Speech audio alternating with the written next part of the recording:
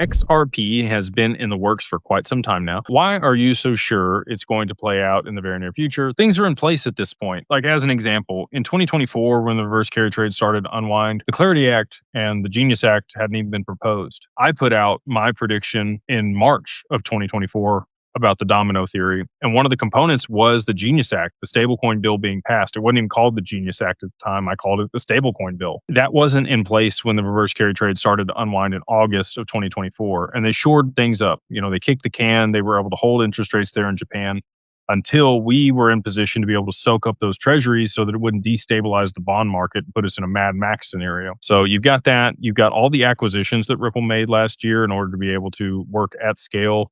You had the launch of ROUSD, which is the first stable coin on the XRPL, which I think there will be more stable coins issued on the XRPL in the not too distant future. Monica Long talked about that just the other day. So, and then I've attended Swell the last 3 years. I was in Dubai and then Miami and then in New York here recently. In the previous 2 years, they still were talking about, compliance, regulation, custody, digital identity.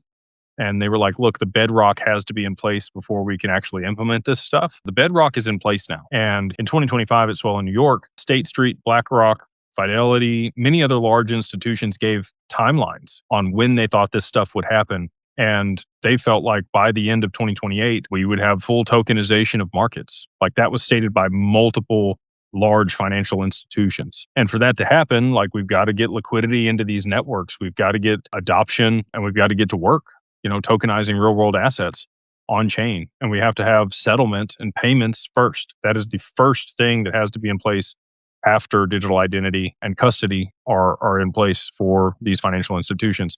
KYB, KYC, AML, OFAC, accreditation, all of those are credentials that you can have on the XRPL that are tied to your digital identity. And now that we have permission domains, you can use that as your key to be able to participate in certain ecosystems. Banks and institutions want to know the counterparties they're working with. They want to have visibility into that. And they want to be able to operate in private permissioned ecosystems alongside the public mainnet in order to be able to participate in a secondary market where they can access liquidity for these tokenized assets.